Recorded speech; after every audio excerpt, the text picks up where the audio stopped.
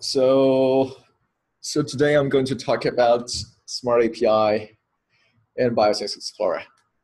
And yeah, I would like to begin with a real use case here, where like a couple of years ago, somebody asked in the BioStars about, okay, I have a set of differential expressed genes, and I want to know what drugs can target those genes. So can anybody help? So yes, that's basically the question here is like finding in databases which can connect from drugs to genes, right? So anybody here know the answer for this? No? So, yeah, that's good. That's why I'm going to talk today, right? So yeah, so in there are also a lot of like similar questions like finding databases connecting from drugs to genes, right?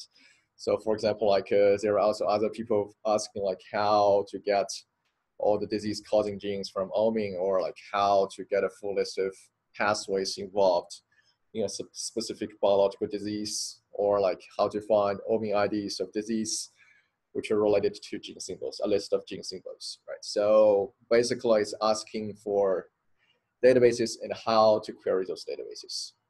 And you can see like this is one of the answers posted regarding to the earlier question, right? So the earlier question is asking for drug gene interaction databases. So the answer is giving like drug bank, TTD, PharmGKB, Campbell, right? These are the potential sources people could use to find drugs which are related to the genes. But yeah, it's obviously missing like other recent developments like Drug Central or like DGIDB, as well as like mychem.info, right? So you can see the problem with the current databases is that we have new data generated every day, but all those data are pretty much scattered all over the world. So there's no central place where people could know where to access the data and how to access the data. And like, let's say like we have a real biologist who wants to say that, okay, I want to find all the drugs related to CXCR4, right? So he might first go to drug bank, right? So he go to drug bank, he type in like CXCR4, and he selects, okay, I want to search for CXCR4 as targets, right? So here's a list of drugs which drug bank is going to return. So drug bank returns 4 hits. So there are 4 different drugs which might be used to target CXCR4. So yeah, the user is also curious, right? He want to try like, is there any other resources? For example, like Campbell, right? So the user also go to Campbell and he types in CXCR4 and he want to find CXCR4 related drugs. So here's a list of drugs which Campbell returns. So you can see that it's obviously different from the list of drugs which drug bank returns. So if we do the parallel analysis, you can see on the left side is the results returned from drug bank, while on the right side is results from returned from Campbell. So if we compare it based on the drug name, so it looks like there's only one overlap, which is this one, the Plaricepher. So again, and you also see that the problem is that different databases use different accession numbers, right? Because drug bank, you can see here, they have their own IDs, drug bank IDs, while the Campbells, they also have their own IDs, Campbell compound IDs. So in order to align the results from those 2 different databases, people have to find like external references, right? For example, they might have to click on the drug bank ID like DB00452, and yeah, drug bank might brought them to another page which contains external links information. So then they can like find information about the Campbell ID for this drug. And finally, like people could align these 2 results together. So you can see the problem is that the databases are scattered and people spent huge amount of time finding those databases and query those databases, as well as aligning those databases. So it'd be really great if we have a tool which we could automatically query multiple databases and also align them together. And also, like, this is only a very simple use case, which is connecting from a drug to a gene, connecting drug to a gene. But in real life, like real biological research, you're going to encounter more complicated cases, right? For example, this is one of drug repurposing workflow, right? So in this workflow, it proposed to start with disease of their interest. So then they propose to find similar diseases based on phenotype similarity, right? Once they found those similar conditions or diseases, the researchers want to find what are the genes which might involve in those conditions, as well as pathways regulating those conditions. And after finding those genes, the researcher want to find drugs which target those genes. So essentially, like what we did previously is only this one step, but essentially this complicated workflow is asking for like more, saying a simple relationship. It's asking for you to connect from like a disease to phenotype, from phenotype to disease, then back to disease to pathways, and from pathway to gene, right? So this is actually more complicated, requiring knowledge about more like biological entities as well as the different databases, right? So typically, like there has been a lot of research done to answer this kind of like complicated queries. So one of the most used and most widely used approach is this centralized approach. So essentially is that I first identify all the databases which can be used to answer this question, which could be like, for this, maybe like drug bank, Campbell, like for this, maybe like which pathways react on, for this path, which might be like a human phenotype ontology, right? So it's basically you identify all the databases. So here, like these 4 different shapes and colors represent 4 different databases. So you get those, you first identify the databases and you load them into a central repository, which could be like a Neo4j database or like a SQL database, right? So once you load everything into a central database, and of course you go to do like the normalization, you go to like normalize those IDs, convert between different IDs, and load them into a central database. And once you have the central database, so people could easily use like Cypher queries to query the Neo4j database to get what they want.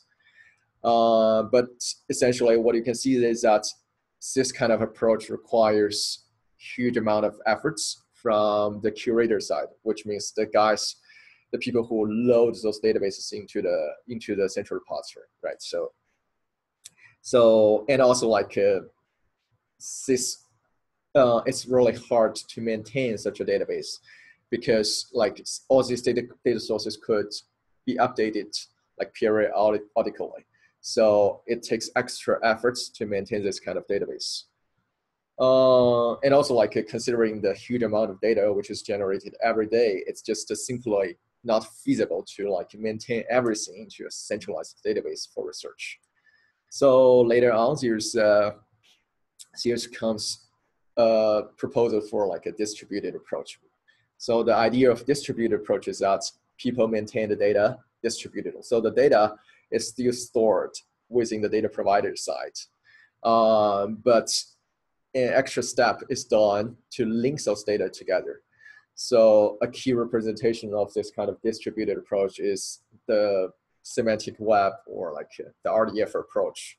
Also like there are also efforts like DAS, which is like distributed annotation system, I think, yeah. So, but the basic idea is that people store their data remotely, but we have a mechanism which can link those data together. But the problem with this approach is it actually puts extra burden on the data provider side. So for example, like the RDF approach, right? So in order for those 4 resources to be connected, those data providers have to first make an RDF dump. So no matter like whether your data source is a CSV file or like a JSON file, you got to or convert them into RDF format using their own like specialized protocol. So this actually cause extra burden on the data provider side to maintain and update all those kind of like RDF triple stores. So that's why this kind of approach is also not very popular if you look at like BioThings or like OpenFacts, like those kind of like RDF triple stores, essentially like going back to the centralized approach because people are reluctant to keep the RDF triple stores. So they have to keep the RDF triple stores locally. So which is essentially different, essentially the same as the earlier centralized protocol. So what SmartAPI and BioThings Explorer, which I'm going to talk about later, propose to do is we propose still using the distributed approach, but we want to make the connection way more easier. So we want to put less burden on the data provider side. So the data provider only have to do minimal, only have to meet minimal requirements, but we can automatically use metadata approaches to link those databases together, so users can fully take advantage of all the data sources worldwide. So isn't that just centralized with the service though? Sorry? Isn't that just the centralized version? What do you mean the BioThings? If you guys put it together, yeah, and you're like centralized as a source. Yeah, that's right. If you put all the data sources together, that's centralized. Yeah. So what we actually propose to do actually has a lot to do with the recent development of the web services, which is basically the high performance API. So right now, it depends. So for those of you, if you are not familiar with API, so API stands for Application Programmable Interfaces. So it essentially provides you a very easy way for like third-party users to interact with your databases. So you have multiple endpoints where users could automatically query your databases. Either through like Python client or through like R client. And right now, like most major data providers, they all provide their data through like high performance APIs. There are also a lot of efforts, both from our lab as well as from like other research groups, who provide high performance APIs for people to query different biological databases, biological knowledges. So what we essentially propose is that because APIs are very great like distributed resources, because it's actually the data providers maintain those APIs. But we say that, okay, if we can actually provide metadata information about these APIs, we can essentially make it possible to interlink all those databases together without the need to make them into a centralized repository. So we can see that this is one example of API, how like API endpoints look like. So this is actually came from Campbell. So Campbell is a database which I showed you guys earlier about like drug target interaction information. So you can see that this Campbell actually contains like hundreds of different endpoints. Because APIs are really easy to make and document right now, but you can see that the Campbell API is actually really hard to use for people who are not familiar with it, because if you click on any of these, for example, like let's click on one of the endpoint, which is a Campbell like target endpoint. So if you click on this, it actually doesn't really, so the API description, it says like retrieve single target object details by ID, and the required field is ID. So for people who are not familiar with Campbell API, it's really hard to know that how I can actually fetch the data from your endpoint, because what is ID? Do you mean like gene IDs, or you mean your own internal IDs? So it's really hard to like, so these APIs, so most APIs currently really lack a lot of like semantic information describing what your outputs actually is.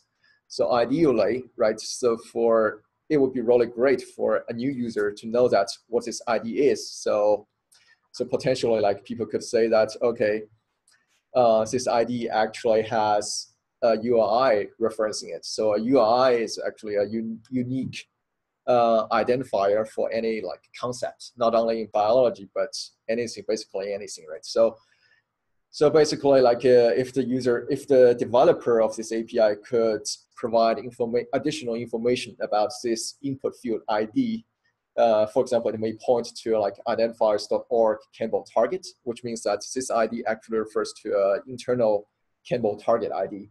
Then it will make more sense for users to use your own APIs, right? So, and also like if we like, because these URIs are all resolvable links. So if you click on any of those URIs from identifiers.org, which is a repository of biological URIs, so you will get information about what this item is actually about. So it will tell you that this is the internal ID used to represent drug targets. What is this ID looks like? So it will start from Campbell, then it will be concatenated with a number of like integers.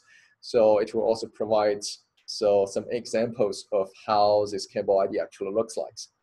So with this information, the users would be very easy to like interact with this API. So this is essentially what the SmartAPI project does. So the SmartAPI project essentially is providing additional like semantically annotated metadata information for APIs. For example, like asking the people who make API documentation to provide like URIs for each of their inputs and outputs.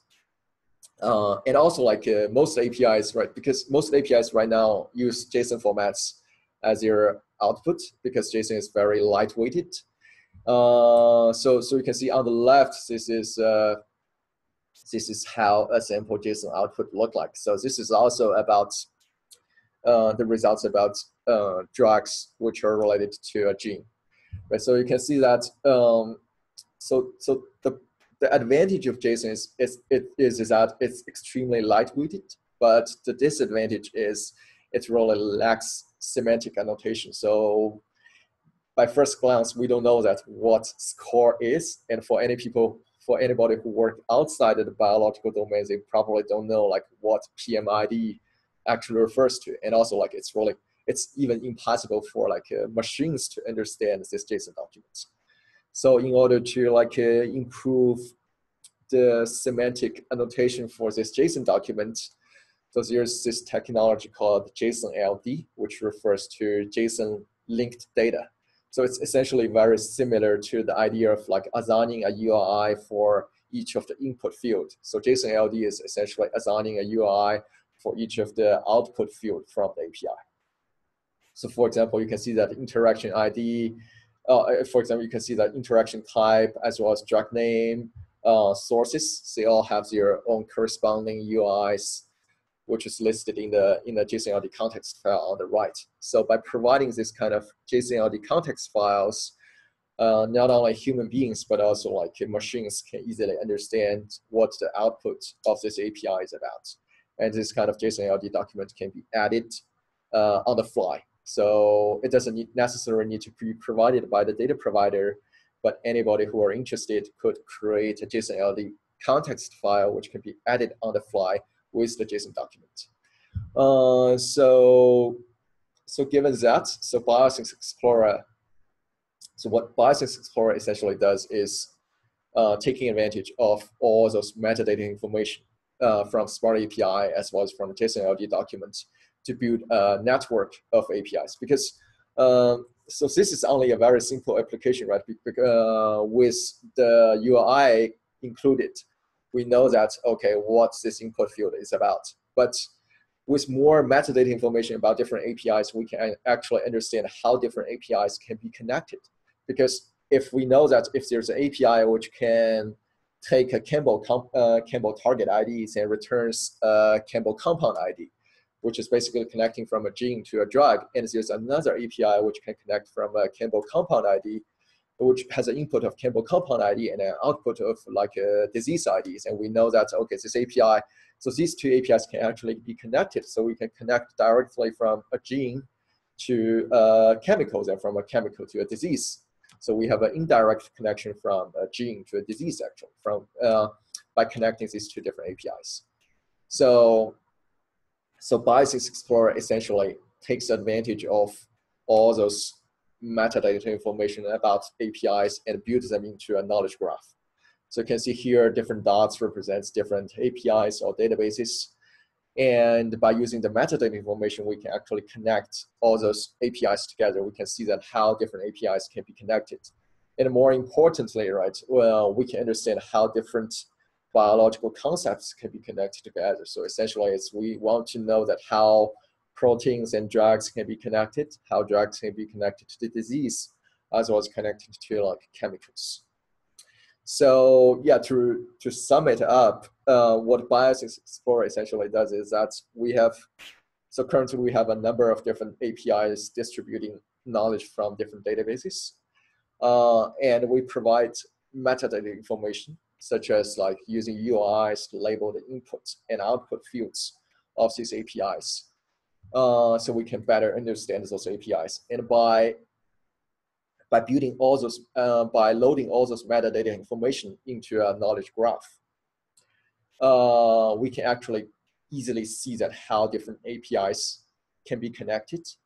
And finally, by fully utilizing this knowledge graph, we can actually very easily construct a linked open data cloud, which connects all different knowledge bases. So essentially, by using this knowledge graph, you can traverse all the knowledge, all the human knowledge, all the human biological knowledge, the same way as you do with those kind of centralized repositories.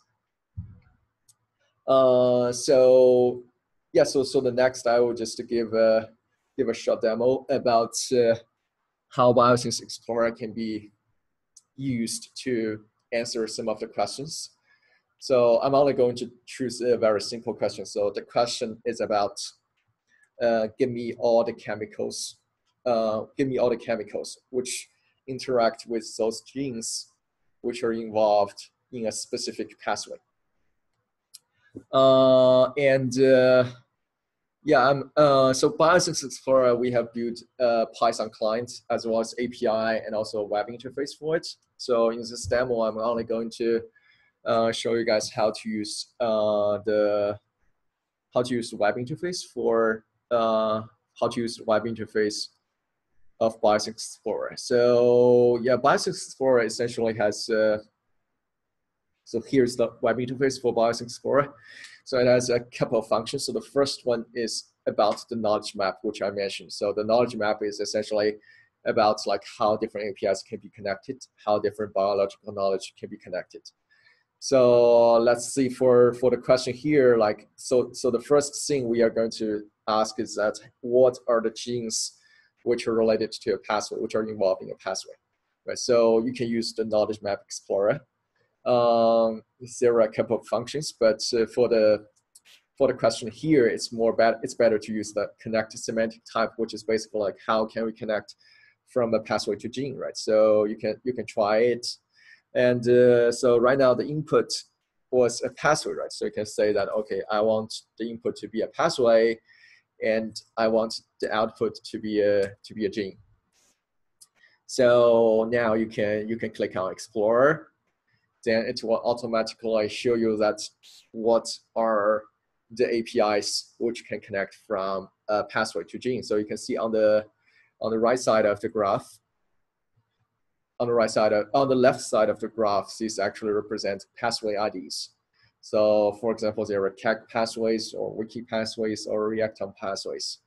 And in the middle part of the Sankey plot represents API endpoints. So here we have like mygene.info and reactome.org, which can connect from a pathway to gene. And on the right side is the actual gene IDs, which the API could produce. So for example, mygene.info would produce NCBI gene ID as the output, while Reactome would produce UniProt as the output. So with that information, so that answers the first question, right? Well, what is the data sources we can use to connect from a pathway to a gene? So the second step would be how do we actually query those data sources and retrieve what we want. So basically you're going to say that, okay, let's say we give them a wiki pathway ID, and I want to know that what are all the NCBI gene IDs which are participants of this pathway. So in this case, you're going to use this BioThings Navigator. So it's more like BioThings Navigator is more like the Google Map, right? So the Google Map, you tell him my start position and my end position. So Google Map will automatically guide you towards the place, right? So BioThings Explorer is essentially like you tell me what is your input and what is your output. What's the output you want? And BioThings Explorer can automatically get you the outputs. So in this case here, we're going to say that, okay, we want to start from wiki pathways, right? And we want to get NCBI gene IDs as output. So yeah, so in this case, you can try like any like wiki password IDs. So for the case here, I'm just trying like one random wiki password ID WP585. So we click on Explorer. What BioThings Explorer actually does at the back end is it's going to find all the APIs which can connect from a wiki password to an NCBI Jing ID. And then it's going to use your input value to feed into that API, and then make API calls and extract the output using JSON-LD, using the JSON-LD context file. Because here we only want NCBI Jing IDs, so you can see that. So the graph here is actually in the middle is the wiki password ID WP585, and surrounding it are all those NCBI Jing IDs which are known to interact, are known to participate in this wiki password, right? For example, like you can click on any of the node here, so it will provide you additional information about this gene, right? For example, the NCBI Jing ID is 6198. So what is the gene symbol, as well as the taxonomy information, as well as the gene label, and all this information all comes from the API. So because we have JSON-LD context file for that API endpoint, and we can automatically extract the output from that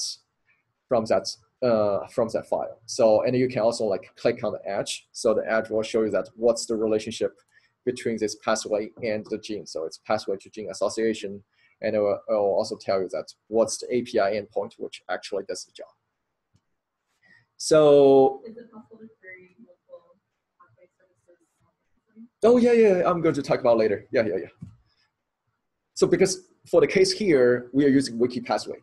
So because there's only one API service right now from wiki password to NCBI Jing, but later I'm going to show an example where we can query multiple databases. Yeah. So you can like click on any of these nodes, and yeah, it will return you all the information about which is gathered from API about this gene. So next, right? Because the question is asking like, what is the chemicals which are known to interact with those genes, right? So again, we go back to the BioThings Explorer about the metadata, right? The knowledge map, right? So here, right now, it becomes from a gene to a chemical, right? So again, BioThings Explorer is going to show you that, okay, there are a number of different databases, a number of different APIs, which can connect from a gene to a chemical. So for example, like Pharrell's, or like DGIDB, or like mychem.info. And you can see that all those different databases or APIs actually takes different input. For example, like DGIDB takes gene symbols, while like mychem.info takes UniProt IDs. And they also like all output in different ID formats, different accession numbers. Some outputs like Campbell compound IDs, while others outputs like Inchi keys. So in this case, like for example, like if we say like we want to query DGIDB, so you will get DGIDB HGN symbol, then it will automatically give you back Campbell compound ID. So in this case, like we can go back to the BioThings navigator, right? So right now the input becomes like a gene symbol, right? And the output becomes the Campbell compound ID, right? So you're going to tell BioThings Explorer the gene symbol which you want to explore, right? For example, you can try like the example which we gave earlier about the CXCF4, right? You can click on Explorers, and BioThings Explorer will automatically query DGIDB about all the genes which are known to like interact with CXCF4. So here you can like click on any of the nodes. So right now, because DGIDB provide more detailed information about the interaction, including like informations like the provided by, so what are the databases makes this assertion. So also like what are the publications which are related to the assertion. So basically you can see right now BioThings Explorer can capture all the information from the API about assertion. And then you can also like click on the node. It will also tell you that what's the actual drug name related to it. So back to the question earlier, like whether you can use BioThings Explorer to like query multiple different APIs. So the answer is actually yes, right? So we go back to the BioThings Navigator, right? Because we remember previously like there were 3 different APIs which can connect from a gene to a chemical, but these APIs all take different IDs, right? So we can use the semantic exploration function. So what the semantic exploration actually does, so the difference between the semantic one and the earlier one is actually BioThings Explorer is automatically going to find the synonyms for you. So whatever gene IDs you tell BioThings Explorer, for example, like you can tell BioThings Explorer NCBI gene ID. So you know that NCBI gene IDs is not one of the gene IDs listed here, but you still can tell BioThings Explorer NCBI gene IDs. BioThings Explorer will automatically find the synonyms for you. And you can say that, okay, I want chemical compound IDs. I want chemical compound IDs as the output. So and again, like you can see that only one of the endpoints return chemical compound IDs. But what BioThings Explorer can do is that they can automatically help you do all the ID conversions between different chemical IDs or gene IDs or disease IDs or like phenotype IDs. So all you need to tell BioThings Explorer is what do you want, what do you have, which is NCBI gene ID, and what do you want, which is chemical compound ID. So for example, like you try NCBI gene ID like 1017. So when you click Explorer, what it's actually going to do is it's going to find all the synonyms for NCBI gene 1017. And then from these synonyms, it's going to query all those different APIs. And finally, they're going to align the results into chemical compound ID for you. So, oh, this one is too large. We got to work on how to like better display those like large graphs. But I think 1019 is a more like, yeah, this is a more reasonable. This is a more reasonable one. So we can see that right now in the middle, right? This is 1019, which is the gene ID, right? So then you can see that it's actually like querying multiple different databases. So first, it's actually querying the BioThings API to get the HGN symbol, right? So CDK4 is actually the gene symbol for NCBI gene ID 1019. So when you get the gene symbol, right? So now we can actually use the DGIDB to actually query on CDK4, right? So you can see on the right side, these are actually all the results coming from the DGIDB, and the results is in chemical compound ID, right? And on the left side, you can see that, okay, this is actually connecting from the 1019 into a UniProt ID, which is P11882. So yeah, and again, it's using BioThings APIs to do the synonym change. So right now it becomes a UniProt ID, and again, you can see that MyChem actually used a UniProt ID and a return inch key.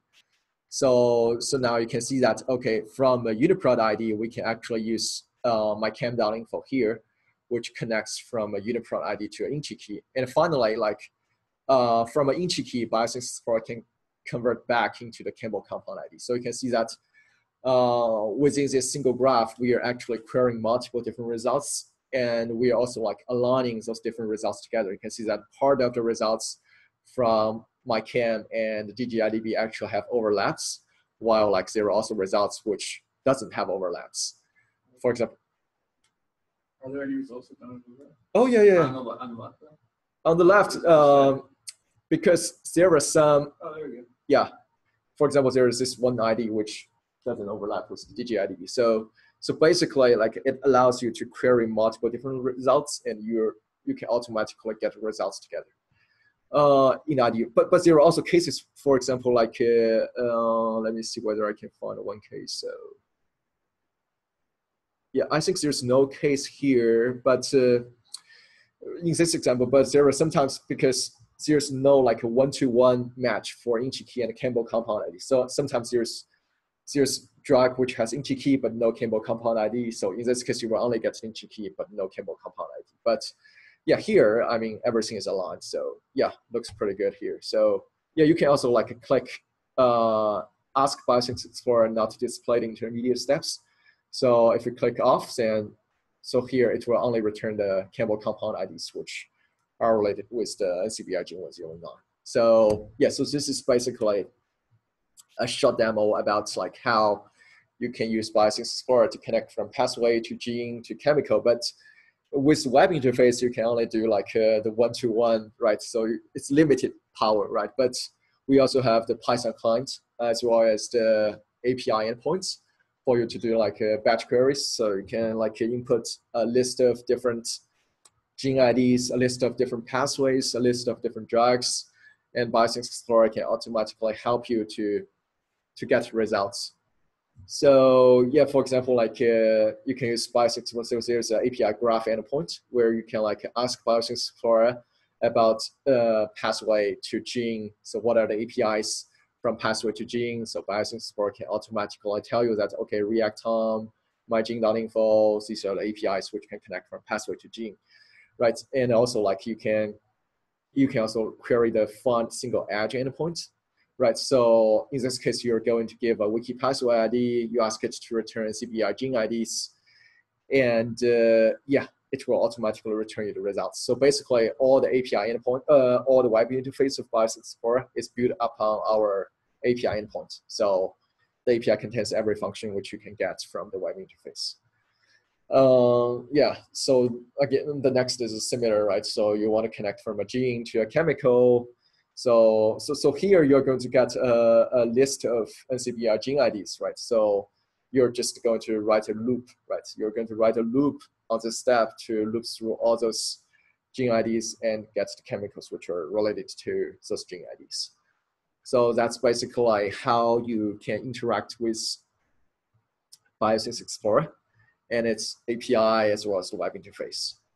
So yeah, I think that's so far for the presentation part about the BioThings Explorer. So from this, you can also see some of, for example, this is the link for the BioThings Explorer web interface, as well as the link for the API and the Jupyter notebook, which I showed earlier.